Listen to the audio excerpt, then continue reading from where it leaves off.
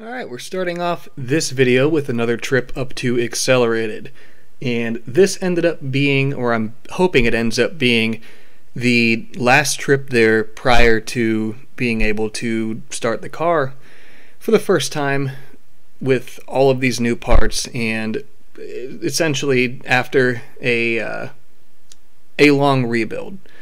So let's go ahead and do an overview, and this will all be voiceover work, but we'll do an overview of what all I was able to accomplish during this trip. And to begin this trip, we started off by undoing work that I had done previously. And what I mean by that is I pulled the intake manifold off. The reason I pulled it off is I had forgotten to put the fuel lines on, pretty important part, but with the intake manifold off, it's much easier to do that. With the intake manifold off, I have full access to be able to reach all of the fuel lines and all of the connections that I needed to make.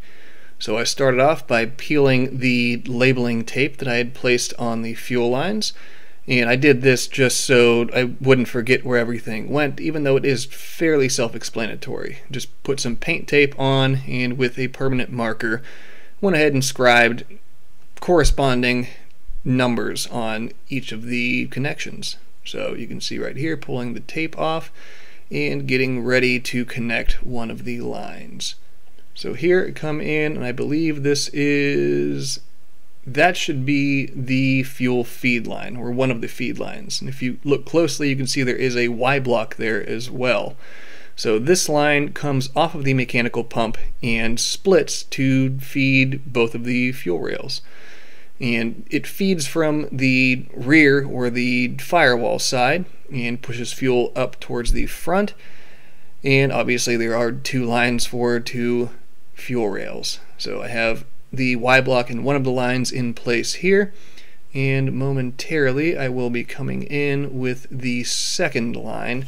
And here we go with the second line going in place. And coming to find out, as I was tightening these down and getting everything threaded together onto the backside of the fuel rails, I have just enough space to make this work, and it's very, very tight packaging to make all of this work together. But it does fit, everything threads the way that it needs to, and everything will work, hopefully, perfectly fine when it's time to actually get fuel flowing through all of this. And with all the fuel lines in place, it was then time to start reconnecting the fuel injectors and getting the intake manifold back in its place. So to start off, I went ahead and I connected the connectors for the secondary injectors, and these are billet atomizer 500-pound injectors. Way more fuel than is necessary just for street driving, but that's why we have a primary set of ID 1700s to give this thing street manners without having a garden hose worth of fuel dumping into the intake manifold at all points in time. And you can also see there that the idle air control motor is in its respective home, right on the bottom side of the intake manifold, and it's all plugged in and everything else. And everything is looking good and almost ready to put the intake manifold back in its place. So reposition to fish a few of the injector connectors out and get everything connected and ready to go back in its home. So once I got all of those lower injectors connected, I went ahead and I put the intake manifold back onto the studs and back in its rightful place.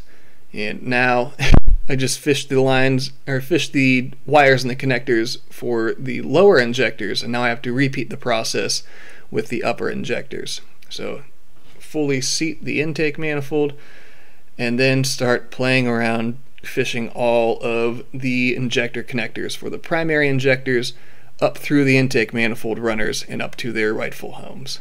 And after some pretty significant off-camera sweat equity was paid to the Supra, you can see that the fuel return lines and all of the primary injectors are attached and connected in their rightful manners. So the intake manifold's back in place, and we are left with two fastener assemblies to tighten the intake manifold to the cylinder head. And now I thought it would be a good idea to put the front of the car up on jack stands, and this was to hopefully make it easier to reach down and put those two remaining fastener assemblies on the bottom side of the intake manifold, as well as giving me the ability to more easily connect a few of the wiring harness connections being able to slide underneath of the car on a creeper. So you can see I'm jacking the car up, max the jack out, and here I'm hoping that the jack stands will fit underneath of something there, something I can put the front of the car on to hold it up in place. And thankfully I was able to find a good place to put those stands and to lower the car down onto and have it hover up in the air. And hopefully this thing will not be doing wheelies like the position that it's in up on the jack stands, but I guess we will cross that bridge when we come to it, whenever it's time to finally send this thing down the track. Again, more sweat equity paid off camera, getting those remaining fasteners put on and getting the intake manifold tightened down the way it needed to be. And here we are going ahead, and map sensor I guess is mounted at this point, but I'm going ahead and running the little airline over to it, so that way, you know, the map sensor actually gets a reading and does its job appropriately. So everything is mounted, the map sensor is mounted remotely, just to try to prevent some of the vibrations that the engine will be producing from running through that sensor and causing it an untimely demise. So you can see there, I went ahead and I cut the length of the air hose that I needed and re-spool it, throw it back in the box, connect the line, and we are good to go with that line, and one less thing to do, one less thing to worry about. Alright, I'm just wrapping up here at Accelerated for this trip, and I think this is the final one coming up here to do additional work on the car, to knock additional little projects out. So as you guys saw, the intake manifold is now fastened on fully. Everything is plugged in, and I did notice, unfortunately, down here, not sure if you guys can see or not, but the lower portion of the intercooler tube doesn't line up any longer, and I think that can be attributed to when I built it, I must not have had the intake manifold fastened on fully, but no big deal. That actually kind of works in my favor, where the tube didn't fit perfectly before, and now I can actually tailor fit it the way that it needs to be, and all is well there. But beyond that, everything on the harness is plugged in, alternator's plugged in, there's a few connections on the bottom side that are plugged in, both of the rows of fuel injectors are plugged in, I have the map sensor mounted right over here, it's plugged in, the little air hose is ran over to it, or airline rather. This one right here, this is the nitrous pressure sensor, which is not plugged in, because obviously I don't have nitrous in the car right now. The fuel lines are hooked up. All the AN lines are hooked up and tight and everything like that. So we are all good to go on those fronts. I also came over to the exhaust side and I tightened all of the V-bands that I had left semi-loose, just due to fitting everything in before. So the wastegates are tightened down now, the recirc tubes are tightened down, double checked all the other V-band connections there. Everything is good to go. And I think we are pretty close to actually being able to fire this thing up. I was just writing up the list of outstanding items for the car, and we're really just down to fluids and spark plugs at this point. So after the little bit of voiceover work and this once over of the car here, I'm wrapped up and Accelerated for the day. I'll catch you guys in not too short a period of time, or not too long of a period of time rather, back at the home shop to wrap James' manifold up, and I guess I will see you guys there. We are back at the home shop and ready to wrap up James' SR20 manifold today. So, in the last video, we got it to this point where it's fully fabricated, the wastegate provision is built, welded inside and out. Now we can take all of these pieces, do the finish welding on all of them, and do the final assembly on this manifold. So the first thing that I'm going to do is disassemble this, bust all the primaries off from the head flange and the collector. So all of those will be their own individual pieces, and we will start the video off by putting the wastegate provision on the side of the collector, as that will be the most time-consuming and tedious portion of finishing this manifold. So without further ado, let's go ahead and get after it.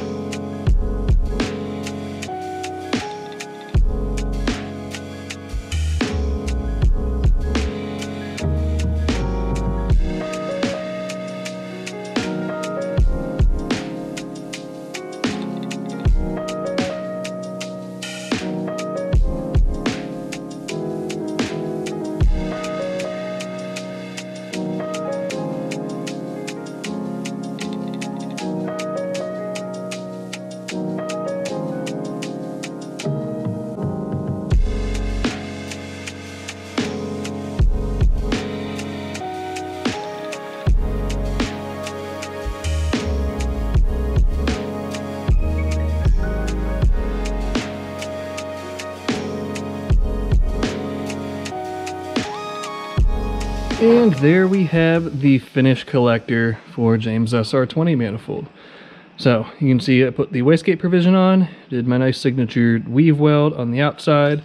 I also put the BPA logo tag on, and as always, the wastegate provision is welded on the outside, and if you can see it, it's welded on the inside as well.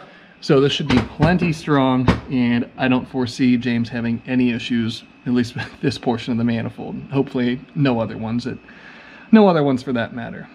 So we are now at the point where I can go ahead and weld the primaries for the manifold. So I'll put the collector back in the fixture, so that way I can clean off at least that surface area worth of the bench. You can bring each of the 4 primaries over, weld them individually obviously, and then at that point we'll be ready for final assembly.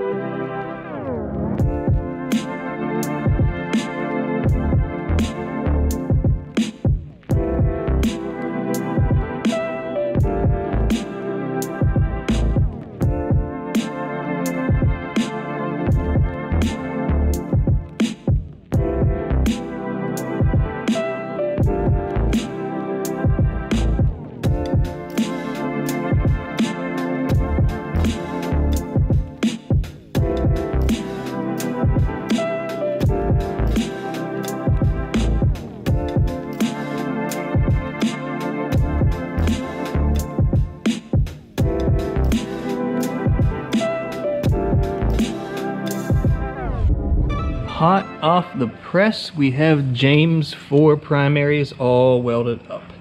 So I started welding the least visible first, moved on to the second least visible, third least visible, and finally the most visible. So that's the way that I like to do it. It helps me get back in my rhythm as I'm welding and building the part. And in theory, by the time that you get to the final piece, where the most visible, you're current again, and you're very well versed in welding the joints on this particular metal, and you are good to go to weld it up and not have any issues. So now that we have all 4 of these welded, we can now take all of these parts, the 4 primaries, head flange, collector, and make them all one piece. So let me go ahead, I'll get the fixture put up on the bench, get the first primary that will go into and be part of this assembly, and we can start knocking the rest of this out.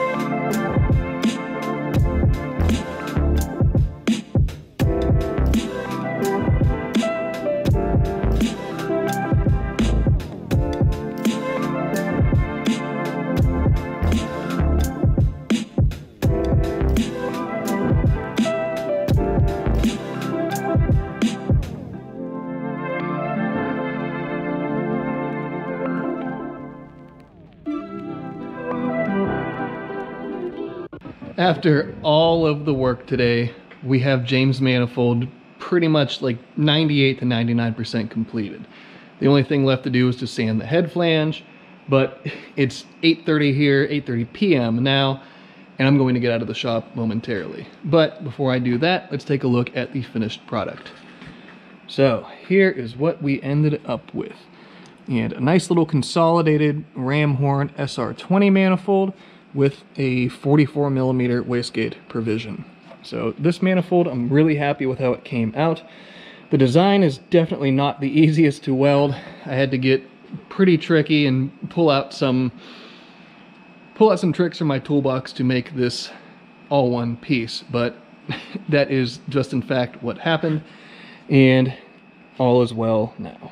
So it's welded, back purged, all of that. Head flange is welded, obviously, on the outside. And if I spin this around, you can see that it's also welded on the inside. And like I said, the last order of business will be to sand the head flange, but I'll do that off camera sometime in the next couple of days. It's probably the least exciting portion of building a manifold, and frankly, you guys have seen me do it before. The collector has a nice unobstructed path. If I can get some light in there, there we go. Nice unobstructed path up to the turbine wheel. And this isn't ideal, not how I normally like to do my wastegate provisioning, but I think it'll work just fine, and all will be well with this. So, aside from sanding the head flange, another manifold completed, another job completed, and one less thing on the chopping block to do at this point in time as far as normal work goes. So with the completion of James' manifold, that's going to be about the end of this episode.